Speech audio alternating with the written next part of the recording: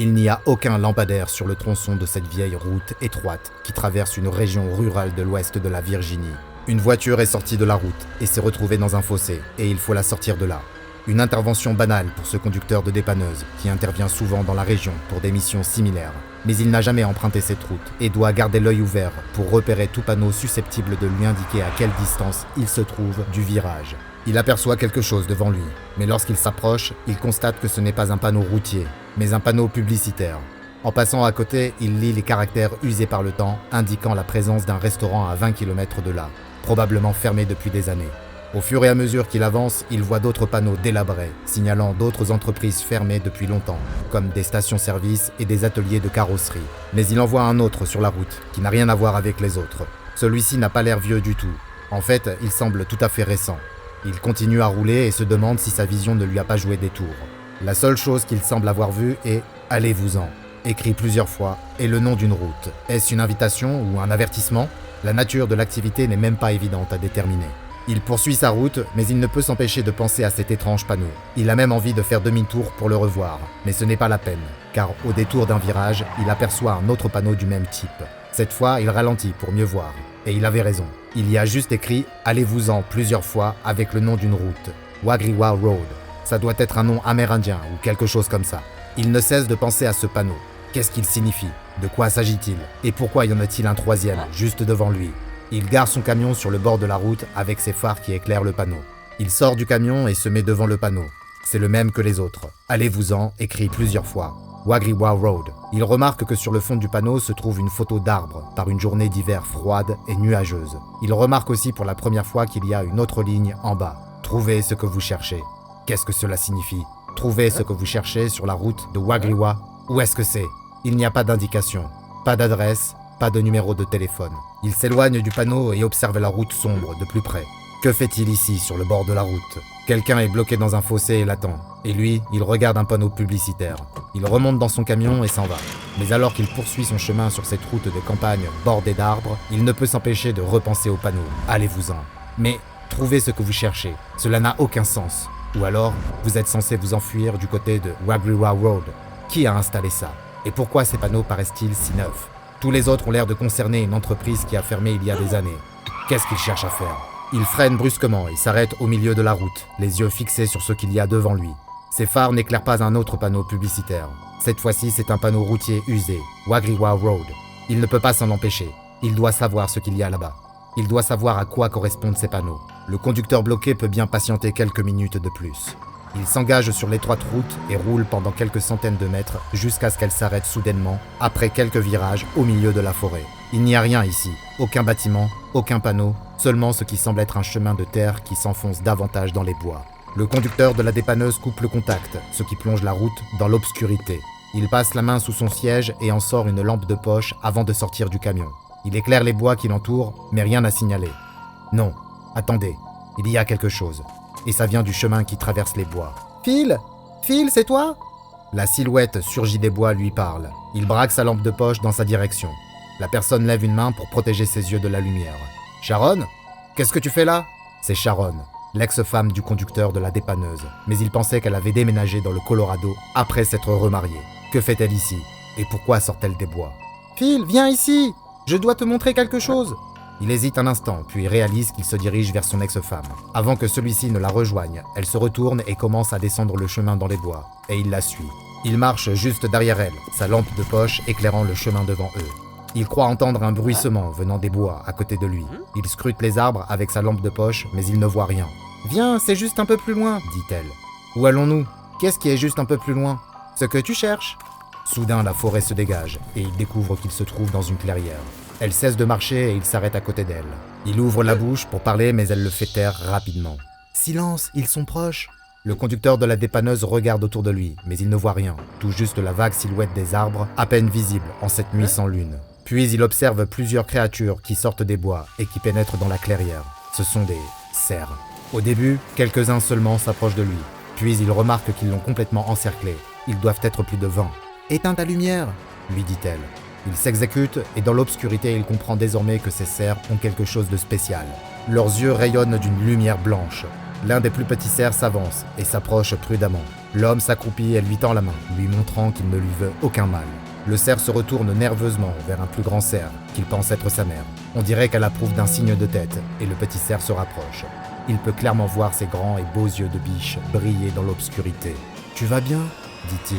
Puis il se penche en avant pour lui donner une caresse réconfortante quand, suite aux disparitions mystérieuses de plusieurs personnes dans une contrée de l'ouest de la Virginie, près de la ville de Harper's Ferry, la Fondation SCP s'est très vite intéressée à un tronçon de route particulier sur lequel il semble que plusieurs des personnes disparues aient voyagé juste avant leur disparition.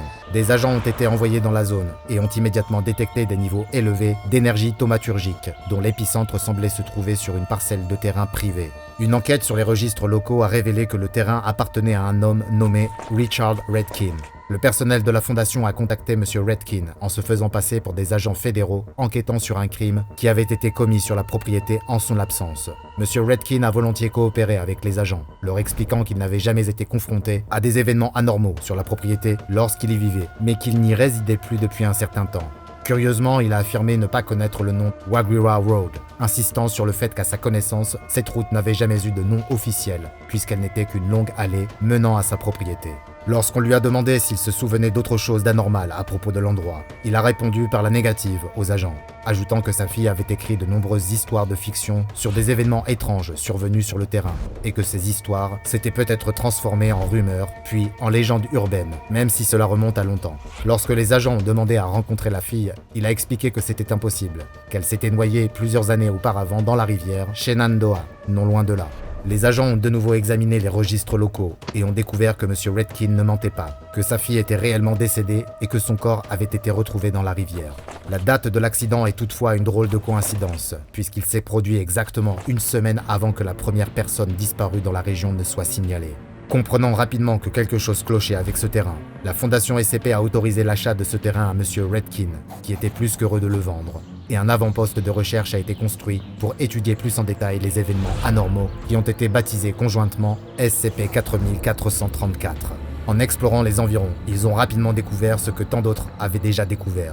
Des panneaux d'affichage bizarres invitant à la fois à fuir et à venir à Waguira Road pour trouver ce que vous cherchez.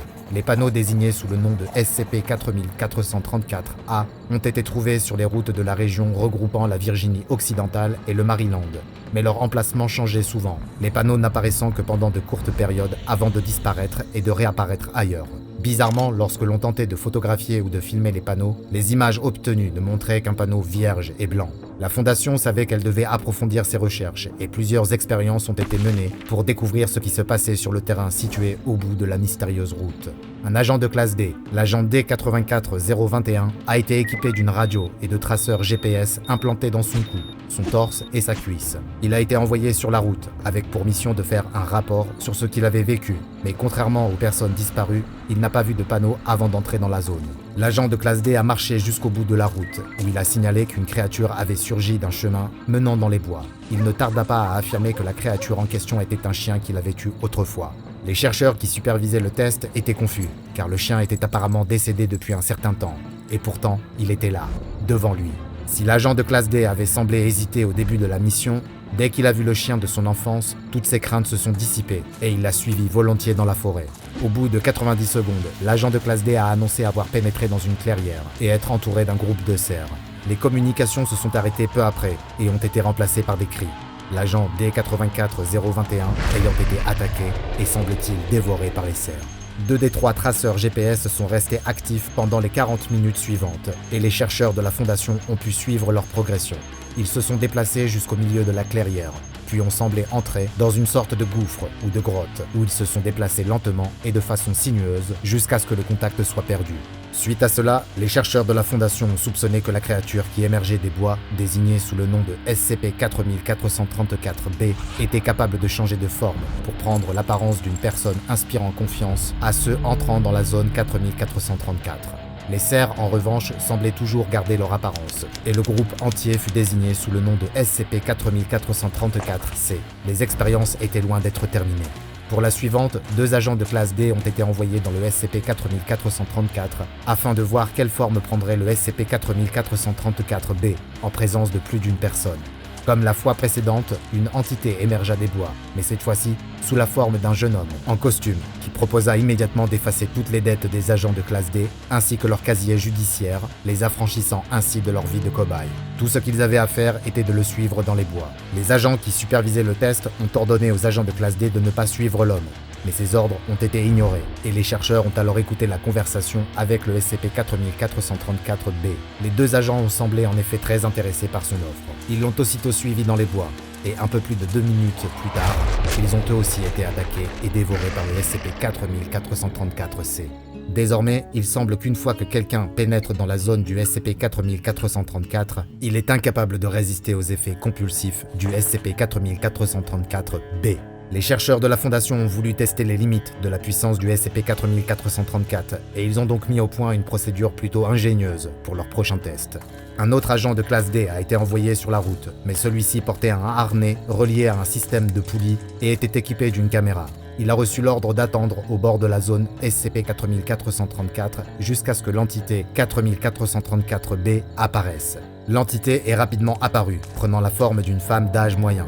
Dès que l'agent de classe D a été vu en train de converser avec l'entité et a consenti à la suivre, la poulie a été activée afin de le tirer de force hors de la zone. Un événement totalement inattendu s'est produit. La femme d'âge moyen a brandi un couteau et à une vitesse incroyable a coupé la corde du système de poulie. L'agent de classe D, désormais libéré, s'est levé, a suivi la femme dans les bois et s'est fait dévorer peu après. Les chercheurs étaient de plus en plus frustrés par leur manque de progrès dans la compréhension de l'anomalie. Et pour le 4e test, ils ont donc décidé de prendre des mesures assez radicales. Un drone a été utilisé pour survoler la zone, ce qui a permis de localiser l'entrée de la grotte dans laquelle les traceurs GPS avaient été localisés. Il s'agissait d'un trou de 3,5 mètres de large dans le sol, trop sombre pour voir quoi que ce soit au-delà de l'entrée. Le drone a exploré davantage la zone en installant un point d'ancrage à l'entrée du trou, mais le signal a été perdu presque immédiatement. Mais des avancées ont été réalisées. Un autre agent de classe D fut choisi, cette fois-ci un agent possédant une expérience dans le domaine de l'escalade.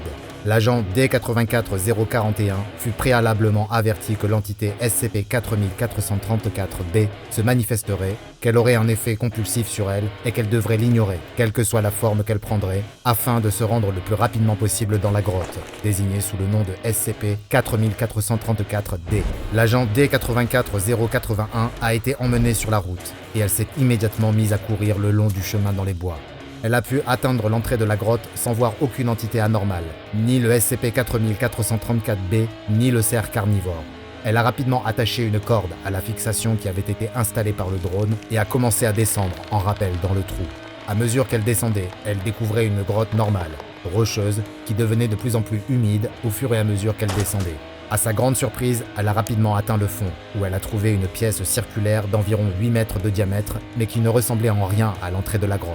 Le sol de cette pièce n'était pas fait de roche ou de terre, c'était plutôt de la chair, et il donnait l'impression de respirer. Et il y avait quelque chose d'autre en bas aussi, un morceau de papier plié, avec une inscription dessus.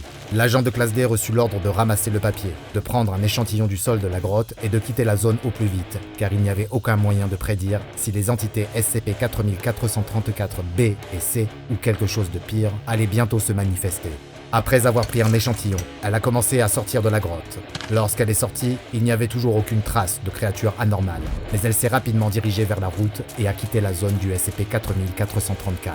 Lorsqu'elle a atteint les agents qui l'attendaient au bord de la zone, l'agent D-84-081 leur a remis l'échantillon et le papier qu'elle avait trouvé. Puis elle s'est arrêtée et s'est retournée. Sur le sol, à environ 5 mètres, il y avait une assiette contenant de la nourriture. Sans la moindre hésitation, elle est retournée dans la zone du SCP-4434, a ramassé l'assiette et est retournée dans les bois. On ne l'a plus jamais revue. De toute évidence, le SCP-4434-B pouvait prendre d'autres formes que celles d'êtres humains ou d'animaux. Pendant que les objets que l'agent de classe D avait réussi à sortir du SCP-4434 étaient analysés, l'ancien propriétaire de la zone, Richard Redkin, était à nouveau interrogé par les agents de la Fondation. Ils lui ont demandé s'il y avait quelque chose qu'il avait omis de mentionner lors de leur précédente entrevue, et il leur a répondu qu'il y avait une chose dont il préférait ne pas parler en temps normal. Juste avant la mort de sa fille, en plus de sa fascination pour l'écriture et l'invention d'histoires, elle était devenue obsédée par l'occultisme. Quand ils l'ont interrogé sur le papier qu'ils avaient trouvé dans le SCP-4434-D, il leur a dit qu'il était très probable qu'elle l'ait écrit. La Fondation SCP comprenait maintenant pourquoi elle avait découvert un si grand nombre de particules thaumaturgiques dans la région, c'est-à-dire l'énergie résiduelle laissée par une forme particulière de pratique rituelle, plus communément appelée magie ou sorcellerie. Le contenu du papier trouvé dans la grotte semble renforcer la théorie selon laquelle sa fille aurait été impliquée dans un rituel ayant conduit à la création du SCP-4434, car sur ce papier est écrit un poème. La forêt est une mer, le vent et les vagues, et l'eau et les feuilles. Les ruisseaux deviennent des sous-courants, les oiseaux deviennent des poissons, et le corail se transforme en champignons. Les plantes poussent comme je le souhaite. Le sol est le rivage, me tirant par les pieds, me tirant vers le bas et me tirant en arrière. Un va-et-vient perpétuel. J'ai plongé au-delà de la lumière, dans un endroit où je ne pouvais plus respirer, et j'ai trouvé la nature à la recherche d'un combat. Oui, la forêt est une mer, mais je la trouve à peine assez grande pour moi. La forêt est une mer, alors quelque chose va forcément venir manger. Les choses sont devenues encore plus mystérieuses lorsque les chercheurs de la Fondation ont réalisé un test ADN sur l'échantillon prélevé au fond de la grotte du SCP-4434-D. Ils ont découvert qu'il s'agissait, comme l'avait décrit l'agent D84041, d'une substance semblable à de la chair, et qu'il correspondait à 78,9% à un Melanocetus johnsoni, plus connu sous le nom de baudroie des abysses.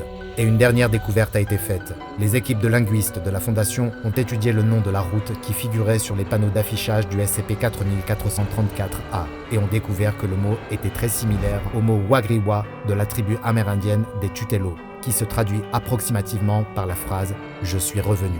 À présent, vous devriez revenir vous aussi, en vous abonnant et en activant les notifications, pour être sûr de ne pas manquer une seule anomalie, comme le SCP-054, la nymphe d'eau, une autre créature étrange et sans doute incomprise, car nous poussons toujours plus loin nos investigations dans les archives classifiées de la Fondation SCP.